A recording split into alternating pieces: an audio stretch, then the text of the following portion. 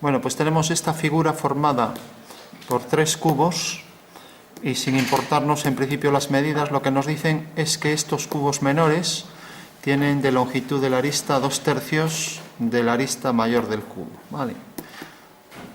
Aquí, pues viéndolo, parece más bien que se aproxima a 3/5, pero bueno, para ajustarlo mejor a un tamaño más adecuado, vamos a ponerlo a 2/3, ¿vale? Entonces, si cogemos, yo voy a partir, ya que tengo aquí la plantilla, de una posición cualquiera del cubo, por ejemplo esta.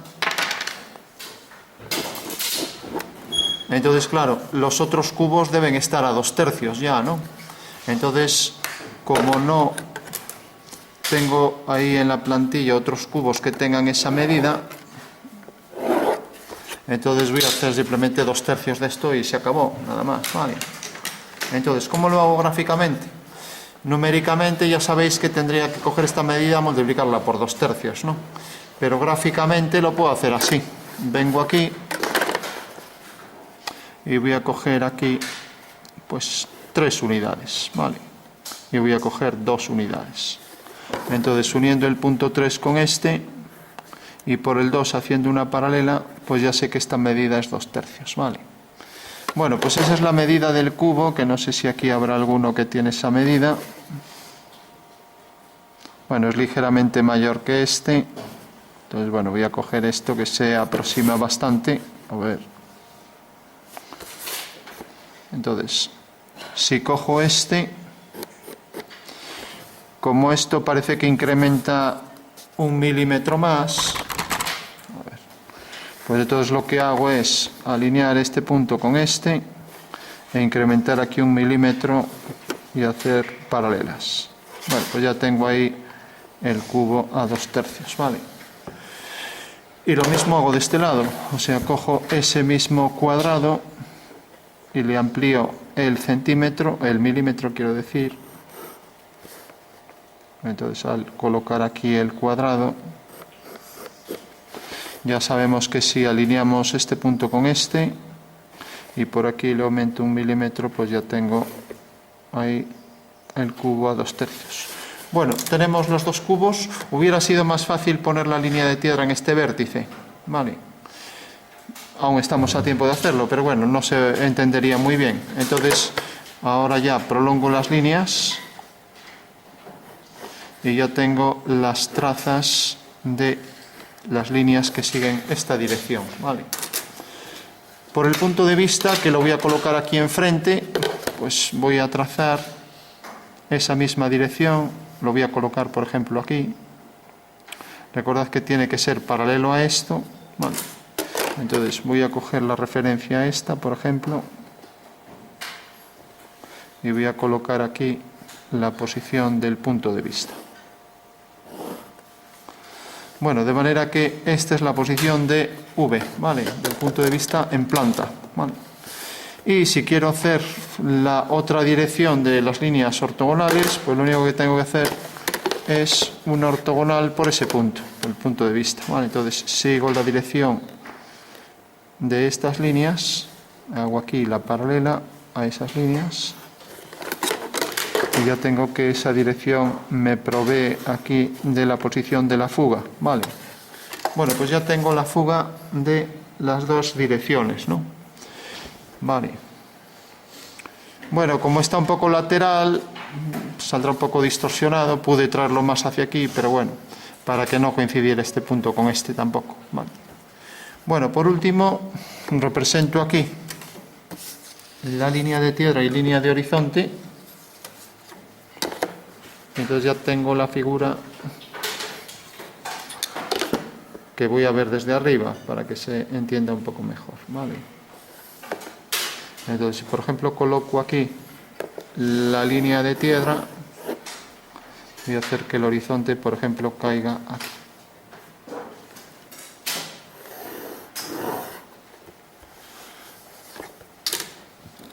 Vale, línea de tierra, línea de horizonte y tengo aquí abajo línea del plano de cuadro, ¿vale?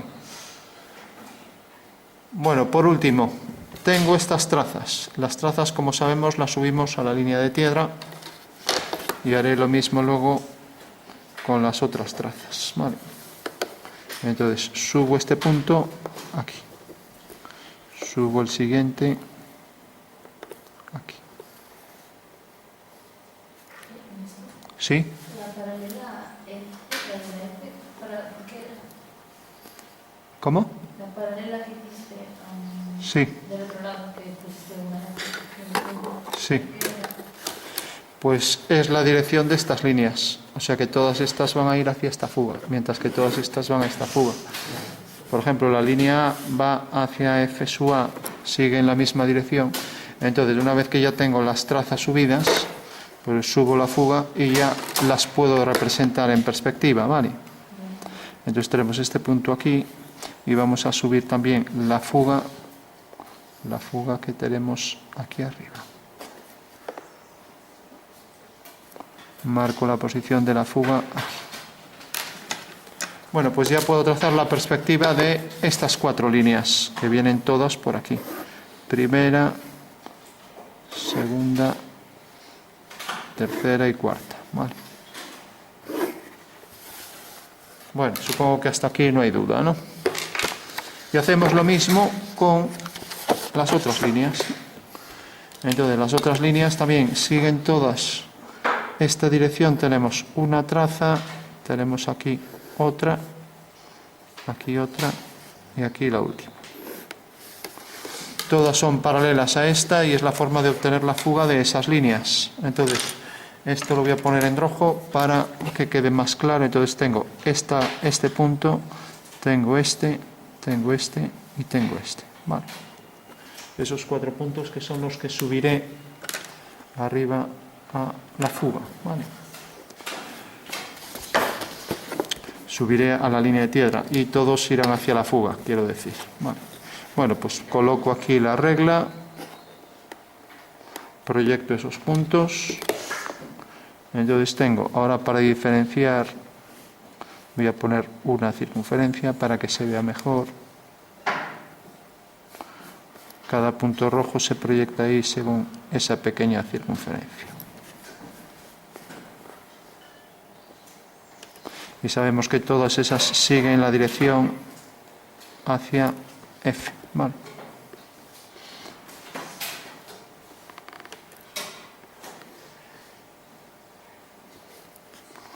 Subimos también la posición de F ahí con una vertical.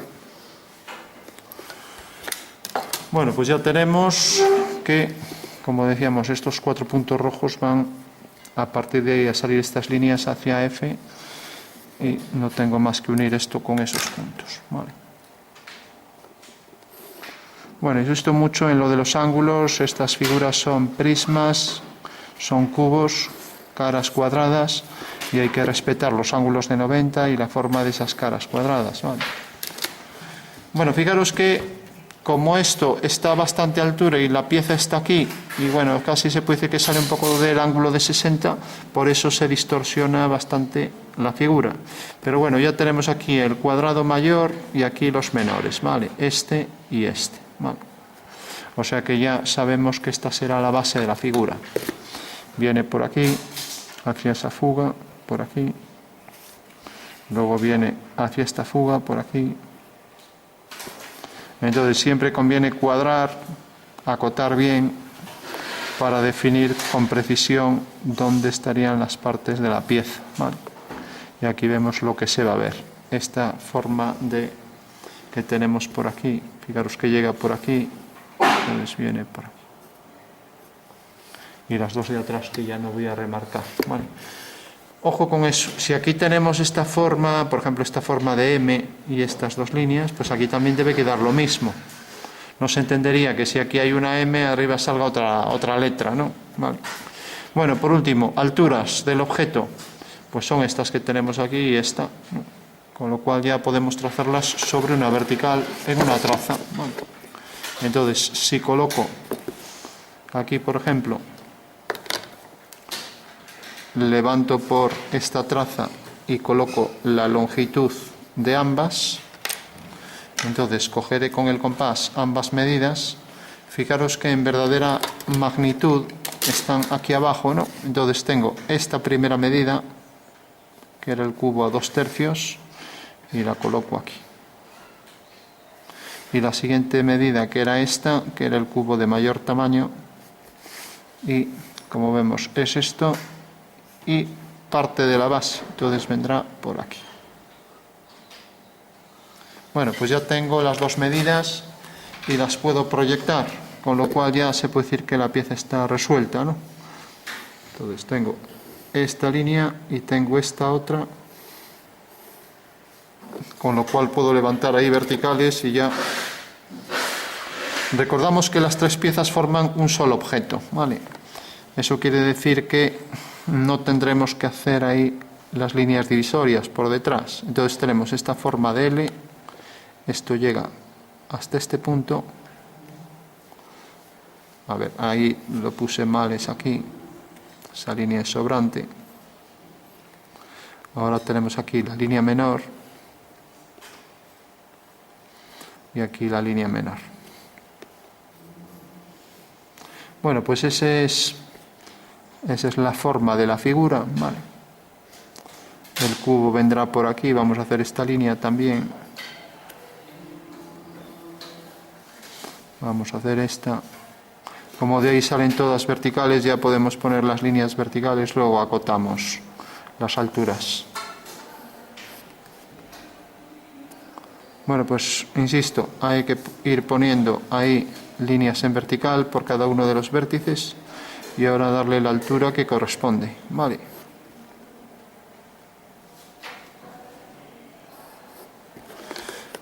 Bueno, y una vez ya que tenemos esas verticales, pues ya nos acercamos y fijaros, el cubo viene por aquí, corta en este punto, corta en este punto. Eso quiere decir que esta línea vendrá por aquí y donde corte aquí fugaremos hacia ahí. O sea que ya tenemos el cubo menor, ¿vale? Y ahora esta línea, el cuadrado de atrás viene por aquí, levanto la vertical y ya tenemos que viene por aquí hasta aquí. Con lo cual ya tendremos ahora la cara superior del cubo hasta aquí, vendrá por aquí. Y estos tres puntos deben estar alineados, ¿vale? Bueno, ya tenemos este cubo, tenemos este otro y ya solo nos queda este. Entonces podemos colocar aquí en la vertical la medida del cubo menor. Pues la coloco, por ejemplo, aquí. Bueno, cojo con el compás la medida menor. La pongo aquí. Y fugo también, vale.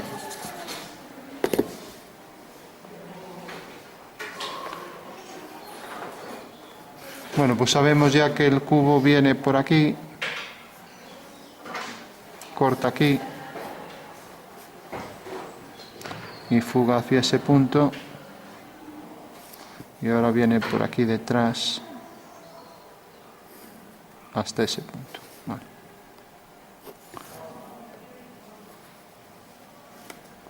Bueno, se entiende las dos piezas, sí. Vamos por último a remarcar lo que nos quedaría para que quede más claro. Entonces tenemos aquí la fuga, tenemos esta línea, tenemos aquí esta otra, la línea esta de atrás de la parte superior, esta de aquí.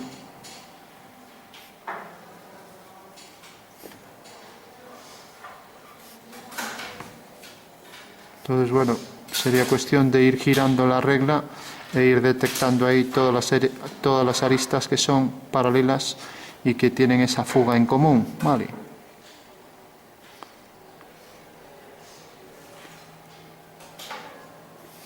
Bueno, tenemos todas esas. Ahora hacemos las de la otra dirección que venía por aquí. Entonces tenemos esta línea, tenemos esta. Recordad el hecho de que sea una sola pieza, ahora por detrás tendremos que poner muchas menos discontinuas que si fueran tres piezas distintas, ¿vale? De ahí que hayamos escogido esa opción, ¿vale?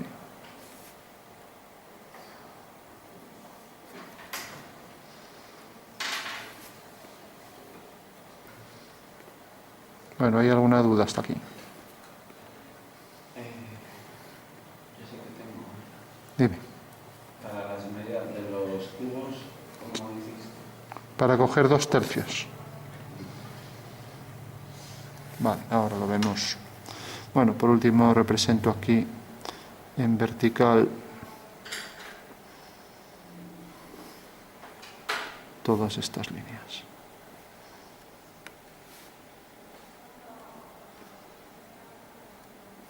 Fijaros que habrá que completar por detrás y, como decía, si fueran piezas, lo voy a poner aquí en asonometría, piezas independientes, pues este cubo viene por aquí y luego el otro viene por aquí y continúa por ahí. Vale. Claro, esto supondría mayor enjundia, mayor proceso de trabajo que si solo coloco las 3 líneas estas y se acabó, ¿no? Entonces esto coincide ahí por detrás, viene por aquí, tenemos aquí estas discontinuas, tenemos luego estas, solo hay que colocar estas 3 líneas, ¿no? Hasta llegar al vértice de atrás. Vale.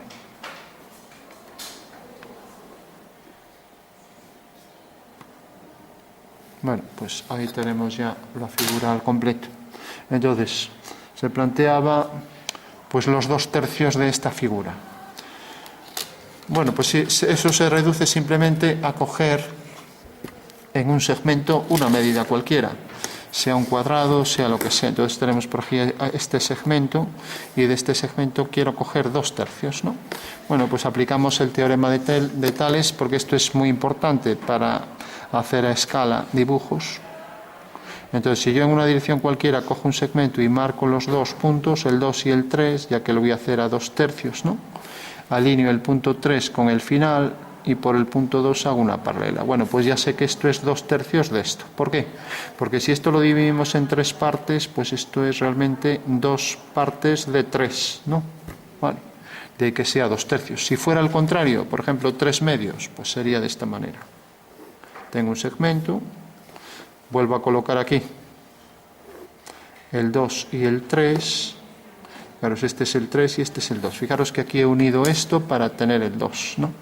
Y ahora hago al revés. Ahora uno el 2 y por el 3 hago una paralela, con lo cual tengo que esto es 3/2, ¿vale? Que significa que si esto lo divido en 2 partes, le añado una y pasa a tener 3/2 de longitud, ¿de acuerdo? O sea que la clave está en aplicar este teorema de Tales y lo vamos a utilizar mucho durante el curso para obtener medidas a distinta escala. Un ángulo cualquiera, pero da igual que lo haga aquí, si os fijáis, si en vez de esto cojo ahora esto y con otras dimensiones, en vez de 2/3, pues cojo algo proporcional, ¿no? Pues tenemos 2... como veis aquí, 2, 4 y 6, ¿vale? Sería lo mismo que coger 2/3, ¿no? Que coger de aquí, pues 4/6. ¿Vale? Entonces, vuelvo a hacer lo mismo. Uno este punto con este y este con este. En realidad, he partido de esto y por este punto he hecho una paralela y sale lo mismo, ¿vale? O sea que aquí podemos coger el segmento y la medida que queramos, siempre y cuando cojamos 2/3 de aquí, ¿vale? Bueno, tenemos esto. E íbamos a hacer las sombras y el diédrico, ¿no? Entonces, el diédrico es simplemente coger las vistas del objeto. Entonces, por ejemplo, tenemos aquí, lo he colocado ahí de esa manera. Aquí el cubo era ligeramente mayor que esto, pero entonces tenemos, esta sería, por ejemplo, la planta, incrementando aquí un poco el tamaño, ¿no? Mientras que el alzado, tenemos aquí el cuadrado. Recordad que siempre las vistas alineadas.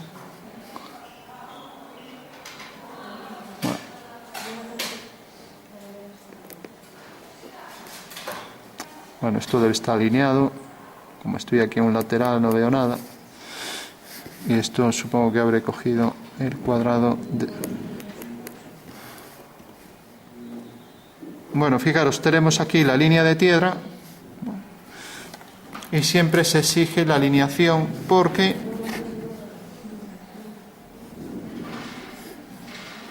tenemos que la pieza está aquí en el espacio y se proyecta ortogonalmente. Entonces tenemos un cubo.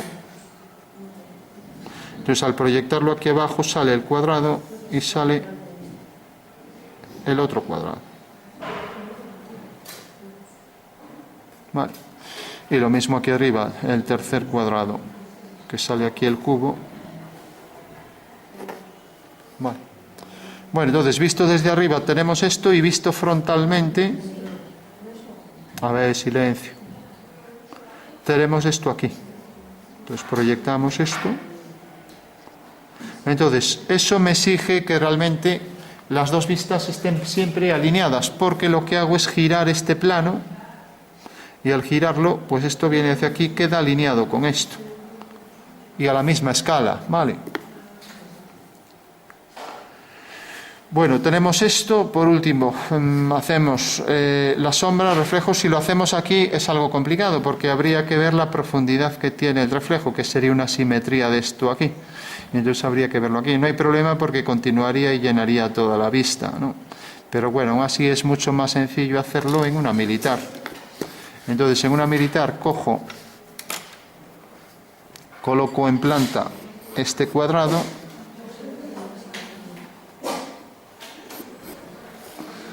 Hago esta línea, hago esta, y ahora aquí coloco el cubo. Era 1 milímetro mayor, pero bueno, por rapidez lo vamos a hacer así. También cojo aquí 2/3, lo divido entre 3, otra vez si quiero por el teorema de Tales.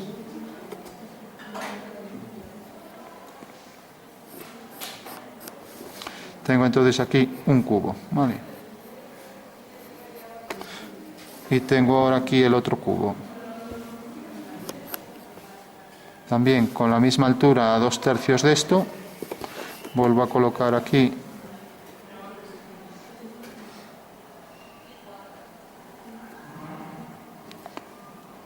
bueno, pues ya tengo ahí la figura. ¿Cómo se llamaba esta perspectiva?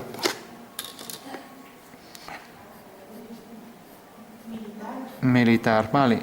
Y he cogido en realidad la medida de, esto lo puedo prolongar por detrás para hacer la pieza completa, serían líneas discontinuas. A ver,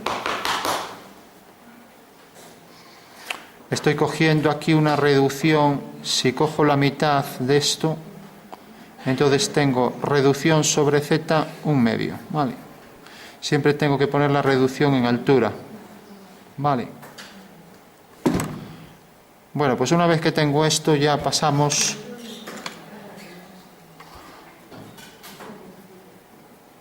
aquí a los reflejos. Sería hacer una simetría de esto. ¿Todo el mundo lo entiende eso?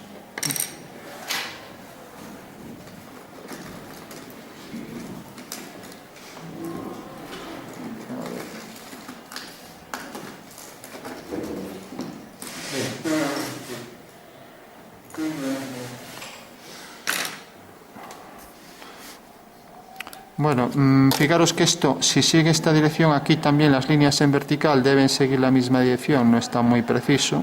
Vale. Luego decíamos que esto se reflejaba aquí enfrente hasta aquí. Habría que borrar todas las líneas que sobran, porque no tiene sentido que le demos sombras, como si el objeto ahí, pues digamos que salga opaco y sin embargo al mismo tiempo las sombras hace también que el objeto pues sea transparente, dejando ver las partes internas, etcétera, ¿no? O sea, quedarnos solo con las líneas que no son ocultas, las visibles, ¿vale?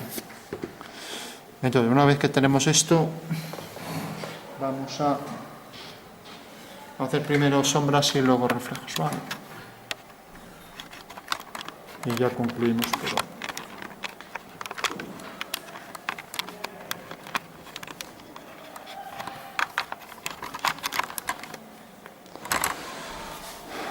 Bueno, pues fijaros, todo el mundo sabe que aquí en la reflexión había una simetría, ¿no? Y lo mismo por aquí, a una medida igual, ¿no? Con lo cual esto se reflejaría hacia abajo y ahí tendríamos la reflexión de este cubo, ¿vale? Pero esto también se refleja en la continuación, ¿no? Y lo mismo pasa aquí, esto se refleja ahí, continúa por ahí, ¿vale? O sea que esto viene por aquí, viene por aquí. Vale. Y ahora esto se reflejará también con igual altura por aquí. Vale. Bueno, ¿todo el mundo entiende esas reflexiones? Sí.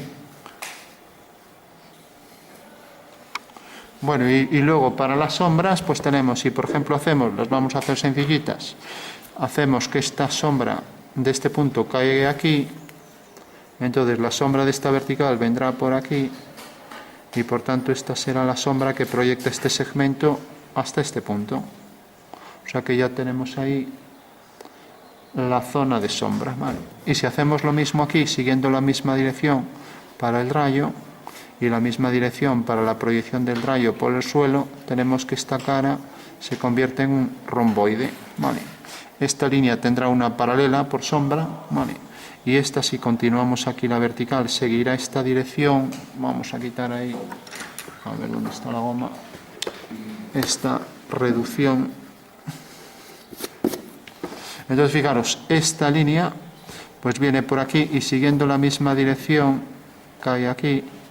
La sombra de esto será una longitud igual, y luego aquí de donde sale pues tendremos que hacer esta dirección, ¿no? Que es la dirección de las sombras, y la sombra de esta línea vendrá por aquí en paralelo, ¿vale? O sea que ya tenemos que la sombra del objeto será esto. ¿De acuerdo? Bueno, una vez que tenemos esto, también esto proyectará su sombra siguiendo la misma dirección. Y ojo con esto, fijaros que si este hueco queda aquí, ¿no?, entonces aquí debe haber un hueco. Si esto sobresale de la pieza, pues aquí sobresaldría también. Pero fijaros que esta longitud debe ser igual que esta, si está bien dibujado, ¿no? Eso quiere decir que, bueno, deberíamos meterla un poco más hacia adentro, ¿no? Vale. Bueno, pues eso sería ya todo, ¿no? Entonces, una vez ya que sabemos las sombras que proyecta sobre el suelo y las que tiene la misma pieza autoarrojadas, que se llaman, entonces podemos dar unos tonos para intentar hacer que esto resulte pues más o menos a un tanto por ciento igual de sombras y reflejos, ¿no? Entonces, si hacemos que esta cara sea clara, pues esta aparecerá ahí clara reflejada, y pondremos ahí el oscuro, lo mismo aquí. Si esto es oscuro de la sombra, pues pondremos también ahí el reflejo de la sombra enfrente, y aquí también, si la pieza es algo reflectante, y el triángulo este que se duplica, ¿vale? Bueno, lo mismo pasa con esto, la sombra de esto, la simétrica, el triángulo, viene por aquí, y entonces esta forma poligonal de romboide se reflejará ahí enfrente, y lo mismo esto por aquí. Bueno. Luego la sombra de esto vendrá por aquí, el reflejo de esta cara que quedará en sombra, igual que esta queda en sombra, también quedará aquí hacia abajo, con lo cual ya lo tendríamos completo. Ahora habría que darle los tonos reales, ¿no?, que eso ya sería más complicado. Pero en principio sabemos, esto se sombrea, esta cara está en sombra, esto tiene aquí la sombra sobre el suelo, esto se sombrea y proyecta esto en esta cara. Este oscuro lo ponemos ya que esta cara está clara. Esta es la sombra de atrás.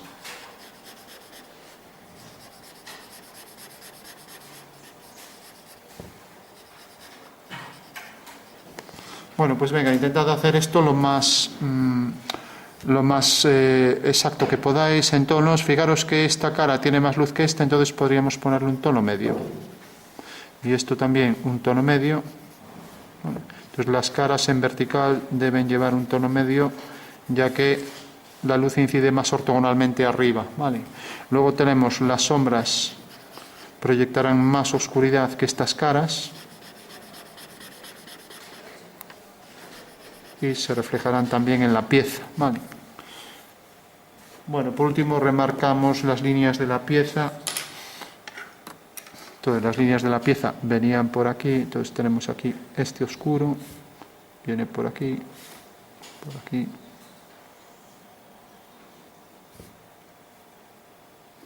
Y lo mismo, por aquí con el reflejo hacia abajo, la sombra del objeto que se refleja hasta aquí. Esta será la sombra que proyecta. Entonces marcamos un poco más las líneas del dibujo. Vale. Entonces fijaros que esto se refleja enfrente, entonces vendrá por ahí, esto se refleja por ahí enfrente. Vale. Esto se refleja por ahí enfrente.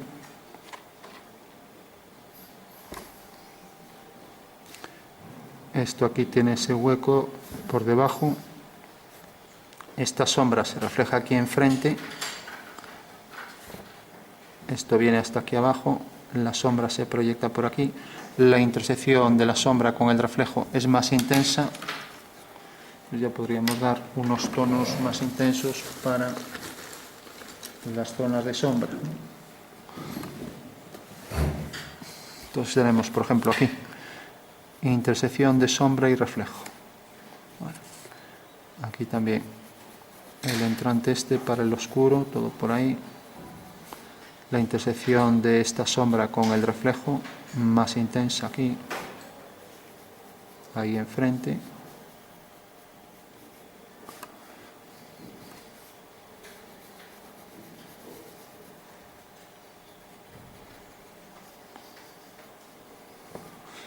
Esto se reflejaría enfrente también, este oscuro también se proyectará por aquí.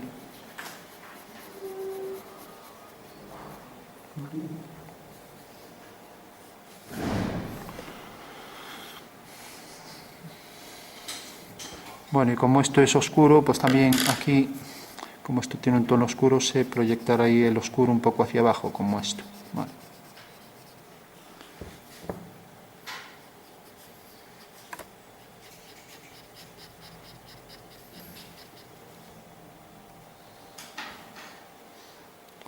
Esto está en sombra.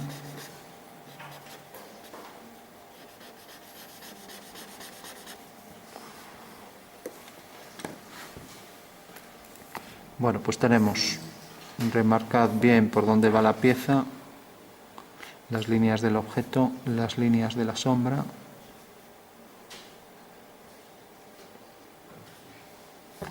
Lo mismo por aquí.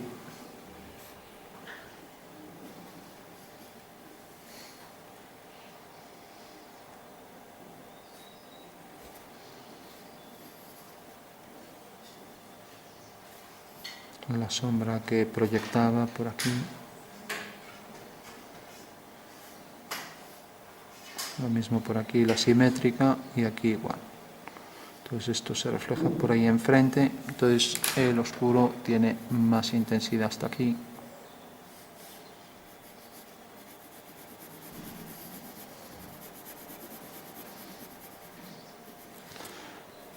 Y por último, al lado del objeto, más oscuridad también y más nitidez allí de donde sale.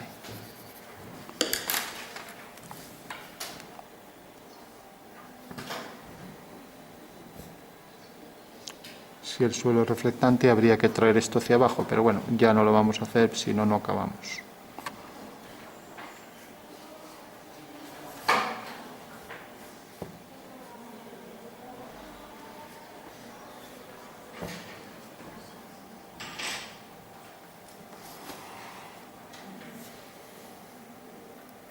Bueno, todo el mundo entiende todos los reflejos que se producen aquí, todas las sombras.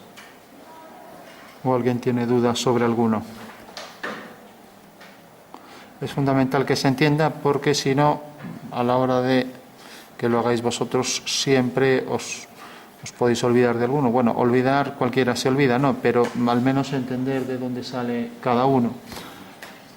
Si no sabemos de dónde sale alguno, pues no lo podremos reproducir en otro momento, ¿vale?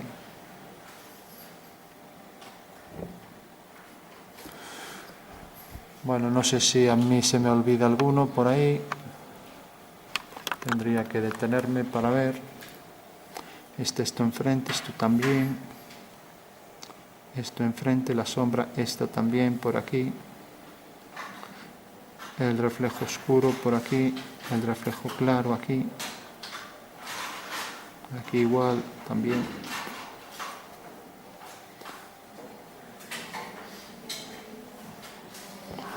Bueno, creo que estaría todo. Vale. Bueno, pues recordad, perspectiva cónica, sistema diédrico y perspectiva militar con reducción 1/2 sobre el eje Z. Por último, vamos a poner la escala del objeto, que es otra de las cuestiones clave que habrá que marcar siempre. Fijaros que, por ejemplo, este cubo pues mide 2,8 centímetros. Vale, vamos a ponerlo aquí. O sea, la longitud de esto, y esta es la forma de poner la cota. Ponemos aquí a más de 8 milímetros u 8, una línea en paralelo al dibujo y marcamos 2 flechas de tinta llena con abertura de 15 grados, triángulos isósceles. Y en vertical ponemos 2,8 de forma centrada, dejando aquí 2 milímetros y aquí otros 2. Vale. Bueno, eso más adelante lo haremos con detalle. En principio esta es la forma de poner una cota vertical, ¿no? Es un cubo, por lo tanto aquí también llevaría otra de 2,8, ¿no? Vale. Este es el tamaño del objeto, pero ahora vengo aquí, mido esto, y esto mide, creo que ya pone aquí la medida. A ver. Bueno, como no la pone, pero no la distingo, entonces venimos aquí. Esto mide 2,2, ¿vale? 2,2 es el tamaño del dibujo, ¿vale? 2,8 es el tamaño real, ¿vale? Bueno, ¿alguien sabe entonces cuál sería la escala? Bueno, pues la escala siempre va a ser el tamaño del dibujo dividido entre el tamaño real, ¿vale? Tamaño del dibujo, 2,2. Tamaño real, 2,8. Quitamos las comas y multiplicamos por 10 numerador y denominador, 22 partido 28, ¿vale? Y si simplificamos, hay que simplificar siempre, 2 por 11, 22, 2 por 14, 28. Que quiere decir que si esto midiera 14, cogeríamos 11. Y esta es nuestra escala, ¿vale? Fijaros en todo caso que las cotas van con la medida real del objeto, ¿vale? Bueno, pues ojo con esto. Siempre tamaño del dibujo partido tamaño real, porque si realmente esto lo dibujo a la mitad, así, a la mitad de grande, pues esto sería la mitad, o sea, he cogido una parte de 2, ¿no? Por lo tanto, la escala sería 1/2, ¿vale? O lo que es lo mismo, tamaño del dibujo dividido entre tamaño real, que es lo que acabamos de aplicar, ¿vale?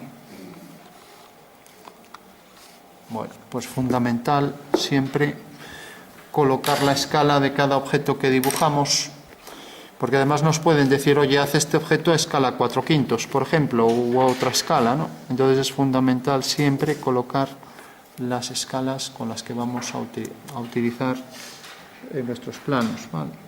Nuestros dibujos, ¿vale?